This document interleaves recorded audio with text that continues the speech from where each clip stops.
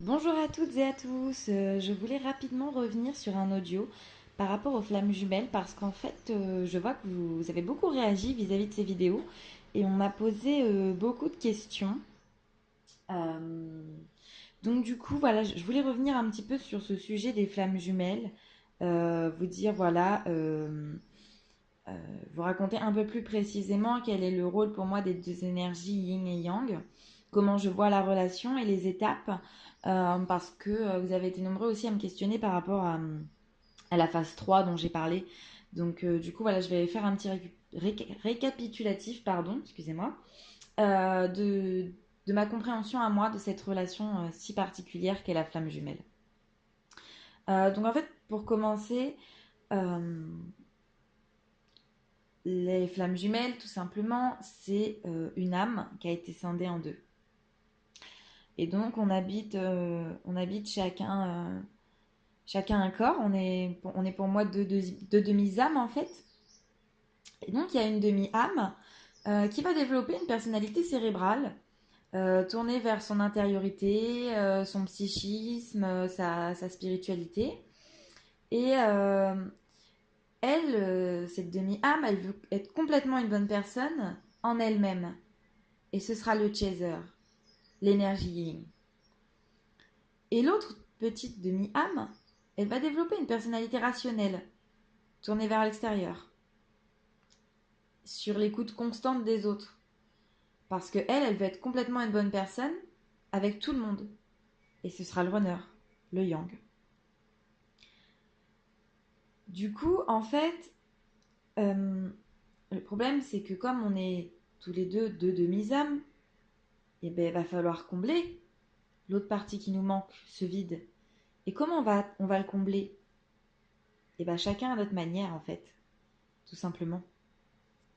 Parce que nous, en tant que chaser, en tant que yin, énergie yin, en fait ce qui va se passer, c'est qu'on va développer l'ego. Et oui, la personnalité cérébrale devient ensuite un ego démesuré. Et le yang, eh ben lui le faux self, lui va développer le faux self. Il va être une personnalité relationnelle qui devient un faux self, donc un masque. Et en fait, si on a construit pour le chaser l'ego et pour le runner le faux self, c'est tout simplement pour combler le vide, pour nous protéger. On s'est protégé. On est des petits morceaux d'un puzzle où il manque la moitié et on en a créé des fausses en attendant de retrouver les vrais. Et en fait, justement, lors de la rencontre à notre jumeau ou à notre jumelle, et les deux demi-âmes se reconnectent. Du coup, en fait, on forme tout d'un coup un puzzle totalement complet. Et c'est pour ça qu'on a une bouffée énergétique euphorisante, aussi, qu'elle est aussi forte et que c'est des énergies qui nous font des troubles, quoi, qui sont troublantes. C'est des énergies qui nous touchent particulièrement, quoi. Du coup, avec la rencontre, chacun retrouve la part de lui qui lui manquait, reconnaît la juste moitié manquante du puzzle, celle qu'aurait dû, si l'incarnation avait eu lieu dans un seul corps, combler le vide, en fait. Et c'est là le problème. C'est là que commence le début des hostilités. Parce que le problème, c'est quand chacun, ce vide, il a été occupé. Et que l'ego du chaser, tout comme le faux self du runner, maintenant sont autonomes et veulent pas laisser leur place. Ils veulent pas être manipulés. L'ego du chaser, il va vouloir contrôler l'autre et la relation, parce que pour lui, sa survie en dépend, alors que le faux self du runner, il va faire fuir l'autre et cette relation, parce que pour lui, sa survie en dépend. Du coup, chaque personnalité construite, créée de toutes pièces, cette personnalité parasite de chacun, va servir de connexion particulière entre les deux, pour appuyer bien sûr là où ça fait mal. Donc l'ego du chaser, il va user du rejet, et le faux self du runner, en général, user de l'abandon. Même si le rejet et l'abandon sont vécus par les deux, et sont subis par les deux. Mais du coup, chacun va sous l'emprise de sa personnalité parasite, de sa personnalité construite de toutes pièces par lui-même, faire ce qu'il y a de pire pour l'autre. Sauf qu'à un moment donné, le comportement du chaser, il va étouffer le runner. Et le comportement du runner, il va désespérer le chaser. Donc, les comportements peuvent s'inverser. Le runner va vouloir contrôler, le chaser va vouloir fuir. Et dans ces cas-là, c'est ce qu'on appelle le switch, en fait. Mais c'est toujours déséquilibré, hein, c'est toujours dans l'hostilité. Et en fait, au bout d'un moment, l'ego du chaser et le faux self du runner, ça va les mener à l'échec de la réunion, qui va leur permettre de rester chacun à leur place. Et les deux, ils vont vivre ce moment de séparation comme un arrachement. Et c'est la fameuse nuit noire de l'âme, en fait. C'est une dépression très profonde qui peut durer des semaines, voire des mois ou des années. Et dans laquelle, en fait, chacun va revivre la douleur de la séparation originelle. Et on va vous demander un gros nettoyage à cette période pour libérer tout simplement toutes les choses de vos vies actuelles, de votre vie actuelle et de vos vies passées qui vous ont construit comme ça, qui fait que vous vous surprotégez aujourd'hui, que vous avez peur. Certains appellent la nuit noire de l'âme la fièvre spirituelle. Parce que c'est vrai que c'est un petit peu ça quand même. Hein. C'est vrai que du coup, c'est un éveil instantané, quoi, d'un seul coup. Donc une autre étape. Et puis ensuite, une fois que cette étape est passée, il y a les retrouvailles. Alors les retrouvailles, c'est pas comme on le pense. C'est qu'en fait, si chacun continue d'écouter son âme, l'envie de retrouver l'autre, ça va revenir à la surface. Les sensations énergétiques en présence de l'autre, elles seront toujours là de toute façon. Donc on ne peut pas échapper à ça. Après, pour ceux qui ne le voient pas, les connexions en 5D, elles se font quand même. Donc de toute façon, vous ne pouvez pas échapper à ça. Mais de même, vos personnalités parasites, elles seront toujours là, au moins en partie, prêtes à défendre leur position.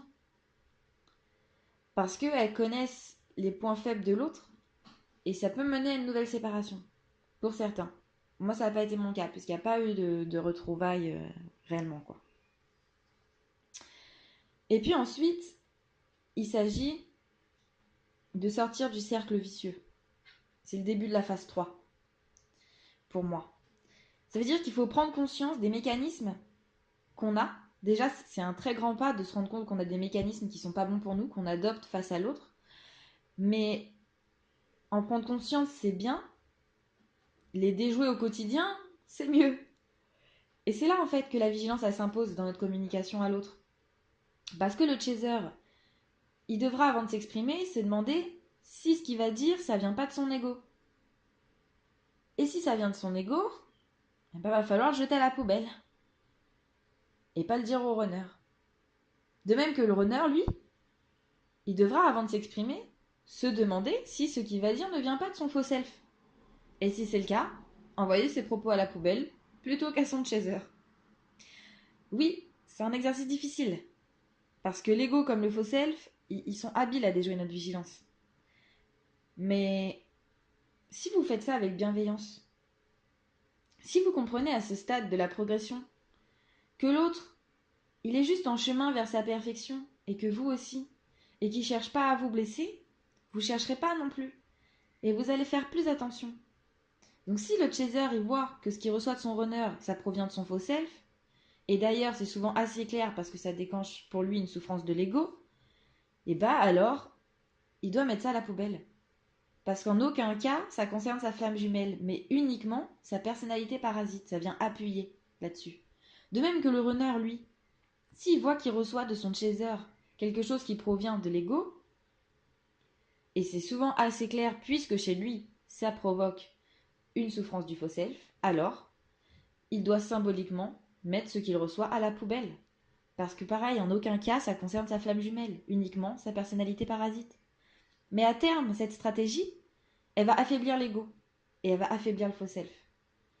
parce qu'ils seront dépourvus de moyens de s'exprimer. Donc s'ils ne s'expriment pas, ils s'affaiblissent. Ça n'exclut pas un travail individuel, spirituel, énergétique, voire un accompagnement. Euh, parce que, évidemment, en dehors de faire attention à ça dans notre communication, en tant qu'individu, même sans cette relation de flamme jumelle, il faut qu'on amorce un travail, qu'on amorce quelque chose. Et il faut soigner au niveau de l'énergétique tout ce qui n'est plus bon à garder aujourd'hui. Parce que vous avez accumulé plein de choses aussi. Pour tous ceux qui ne s'intéressent pas à l'énergétique, vraiment, je vous le dis, vous avez vraiment accumulé plein d'énergie quand vous avez travaillé sur vos souffrances. Et si vous les libérez pas vous-même, il faut aller voir un énergéticien ou un magnétiseur qui puisse vous faire sortir tout ça. Parce qu'au jour d'aujourd'hui, vous avez assez travaillé. Et si vous êtes en début de phase 3 ou dans la phase 3, il faut lâcher tout ce qui n'est plus bon pour nous. Vraiment. Il faut aller à la rencontre de son âme, du soi, qui a été décrit par le grand Carl Jung. Et ça nécessite un travail important. Le chaser, il devra détruire sa psychorigidité, et le runner, lui, il devra se construire intérieurement. Donc ça nécessite un travail de tous les instants. C'est un travail quotidien, c'est tous les jours. Après, admettons que nos deux courageuses demi-âmes aient évacué leur personnalité parasite. Que deviennent les vides laissés? Que devient cette partie qu'ils se sont construits d'eux-mêmes pour se protéger? Et bien en fait, c'est là que se met en place un mécanisme de téléchargement de compétences. En fait, c'est dû en partie à l'usage des compétences de l'autre dans le switch. Ça veut dire que le chaser, il va acquérir des compétences de runner, et le runner, il va acquérir des compétences de chaser. C'est ce que je vais vous expliquer un petit peu dans la vidéo, le début de la phase 3. Moi, en fait, en ce moment, je suis en train d'acquérir des côtés du runner que je ne me soupçonnais pas avoir, et qu'en fait, j'ai totalement acquis, que c'est en moi aussi, c'est ok, quoi. Et c'est super. Et en fait, il va se passer comme ça un copier-coller du demi-puzzle manquant. Et chacun sera une personne plus complète, plus équilibrée. Ce qui va pouvoir permettre la réunion, en fait. Euh, Parce que dans les cycles vécus à l'intérieur d'une relation de flamme jumelle, qui est mal-être, destruction de partie de soi inadaptée, acquisition de nouvelles ressources, en fait, on finit par retrouver le rythme de la formation. Et bien souvent, les compétences téléchargées, elles seront aussi des capacités spirituelles, comme celle de la guérison des autres, de la terre, comme celle de médiumnité, comme celle de prémonition. Euh, Il y en a énormément des capacités, chacun a les siennes, mais en fait, lorsqu'il va y avoir ce transfert de compétences, et ben en fait, nous en tant que chaser, on va donner à notre honneur des parties de nous qu'il aura acquis lui aussi normalement s'il a fait le travail au long de son chemin. Euh, donc il sera plus spirituel, il va reconnecter à des dons qu'en fait nous on est déjà en train de travailler pour certains. Et nous en fait bah, c'est pareil, il nous donne ses parties à lui, donc il nous aide à nous ancrer, à redescendre un peu hop hop hop sur la terre. Et grâce à ça, nous, Chaser qui avions la tête dans les nuages, apprenons à avoir les pieds sur terre. Et eux qui ont les pieds sur terre apprennent à lever la tête vers les nuages un peu plus. Donc c'est vraiment génial. Donc voilà en fait où on en est. Donc bah, le début de la phase 3, moi je pense que ça y est, j'essaye vraiment de faire taire, d'affaiblir au maximum mon ego. Il en reste peut-être des petites parties qu'évidemment je suis toujours prête à soigner, à libérer. Mais je sais aussi que je suis en train d'effectuer ce transfert de compétences. Et je sens que lui aussi, il a du mal à accepter le côté yin qui arrive en lui. Mais je sais que lui aussi. Et moi, je me sens vraiment beaucoup plus sereine. C'est ce que je vous expliquais dans ma dernière vidéo. Beaucoup plus sereine, beaucoup plus apaisée depuis que j'ai du côté du runner, en fait. Que je commence à m'en créer et que que je m'ouvre vers l'extérieur. Donc voilà, c'était un petit récapitulatif de ma compréhension de cette relation. Pour faire un petit peu plus simple que tout ce qu'on peut entendre avec des termes assez compliqués. Donc j'espère que voilà, ça aura été clair pour vous. Vraiment. Euh, que dire de plus? Bah écoutez, c'était tout. C'était une petite intervention comme ça que je voulais faire avec vous. Voilà. Euh, concernant, euh, concernant les flammes jumelles. Je vais peut-être vous faire un petit point aussi rapidement. Vous avez été nombreux à me questionner. Ça a suscité beaucoup de questions, beaucoup d'interrogations. Le fait que je parle des chemins de vie voués à fusionner ou pas. Alors, pour refaire un petit topo, en fait, si vous avez un chemin de vie, vous et votre jumeau, allant de 1 à 8, selon ma compréhension, avec ce que j'ai compris de la numérologie et des flammes jumelles, en fait, vous n'avez pas pour mission de fusionner. Vous avez pour mission encore de vous transcender, d'apprendre, d'évoluer. Alors, ça ne veut pas dire que vous n'allez pas fusionner. Vous pouvez tout à fait fusionner, même si ce n'était pas votre mission, puisque vous êtes des flammes jumelles, de toute façon, vous êtes connectés, vous êtes liés, il n'y a pas de souci là-dessus. Il n'y a pas du tout de souci. Mais, c'est ce que je disais, c'est protégez-vous quand même dans le sens où si vous n'êtes pas voué à fusionner et que vous vous mettez ensemble malgré tout, vous pouvez voilà, affronter quelque chose de terrible. Moi, je vous dis pas ça dans le sens n'y allez pas. Je vous dis ça dans le sens protégez-vous, préparez-vous. Voilà. Parce que oui, on est assez dur là-haut avec les flammes jumelles.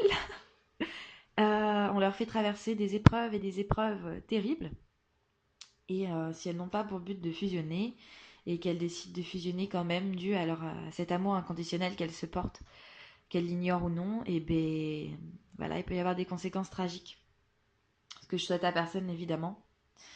Euh, Par contre, pour ceux qui ont un chemin de vie euh, de 9 à 33, donc le 9, le 11, le 22 et le 33, euh, pour ceux qui ont ça et que leur jumeau a ça aussi, par exemple, moi, je suis chemin de vie 22, mon jumeau est chemin de vie 9.